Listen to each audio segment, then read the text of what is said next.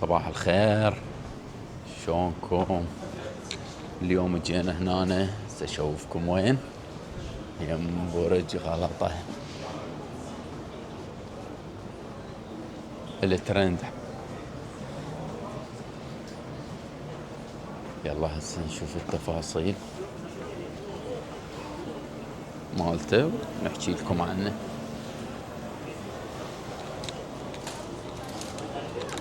طبعا الشوارع كلها صعود،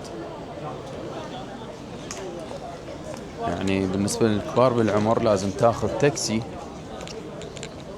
مباشرة ينزلك يم البرج. المنطقة اللي داير مداير البرج هي مو يعني مو صعود. هذا الازدحام كله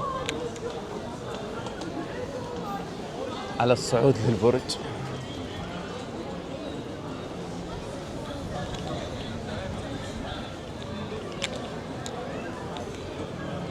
هاي الأجواء حاليا هنا.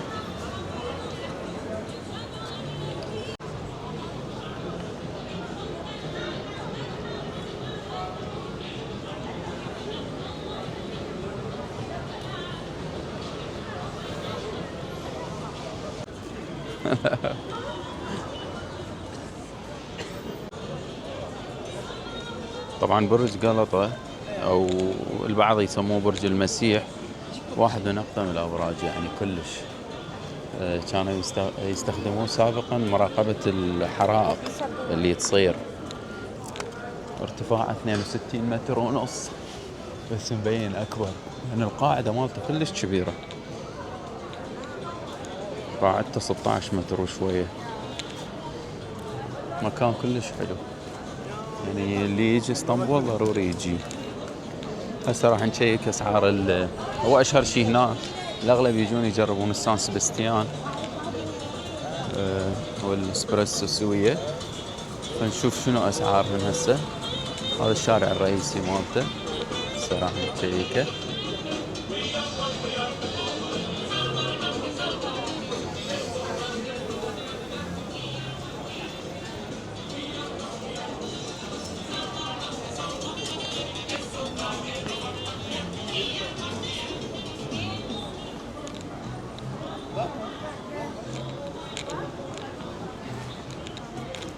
هذه التذكارات مال اللي يريد ياخذ مال برج، كلش حلوة.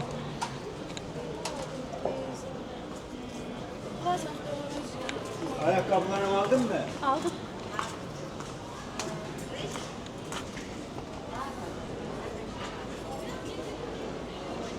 أخيرا تقدر تقول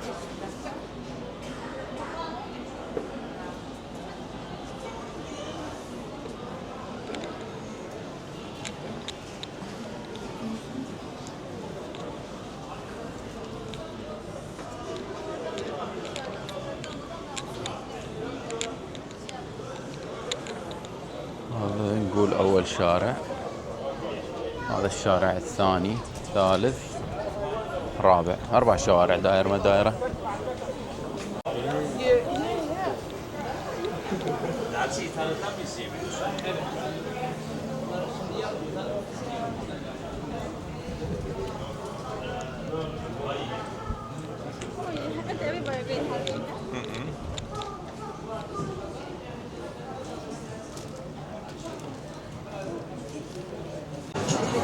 هسه حاليا هاي الأجواء اللي يم برج غلطة، وهو هذا الشارع الرئيسي اللي يم البرج. مقاهي، كافيهات، أو هن اثنينهم نفس الشيء. يلا عبروها.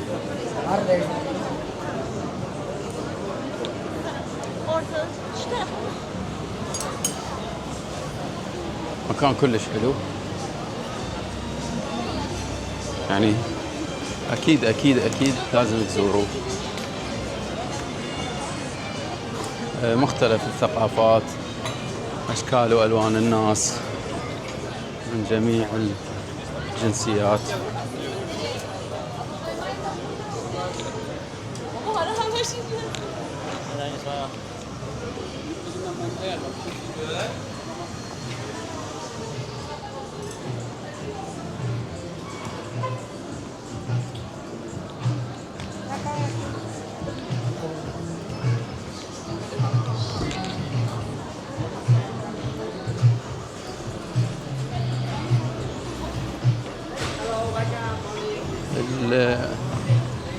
الأماكن القريبة من البرج كلش يعني أسعارها ضعف، إذا توصل لهنا تكون أنسب.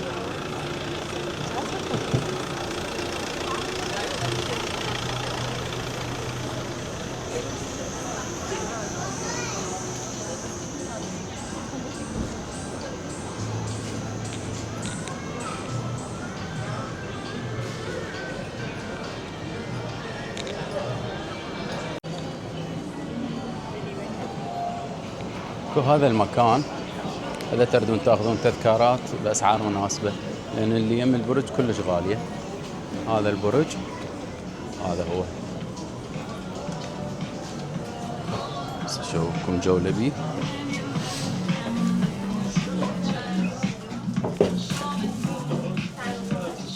مثلا هسه هذه على 200 على 50 أشكال وألوان.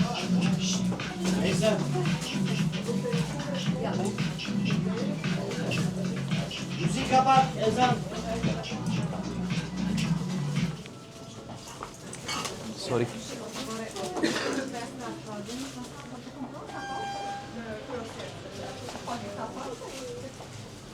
هذه الأسعار، طلبنا 400 شيك، بالإضافة إلى اسبريسو واحد وآيس شوكليت مع واحد سان سبستيان وواحد تيراميسو. احنا كنا 4 أشخاص و2 أطفال. الكلفة كانت 2060 ليرة، أي ما يعادل تقريبا 65,000. شنو رأيكم بالأسعار؟ اكتبوا لي بالتعليقات. غالي لو مثل بغداد؟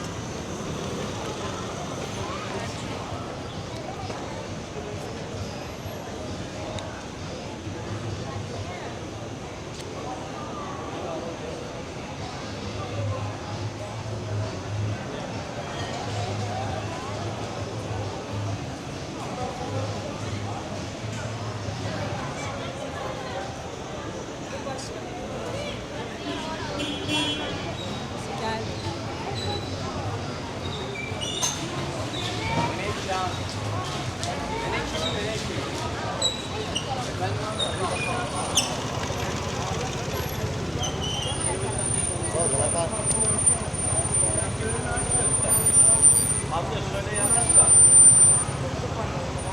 İçeri gidiş yok. Geliyorum ben.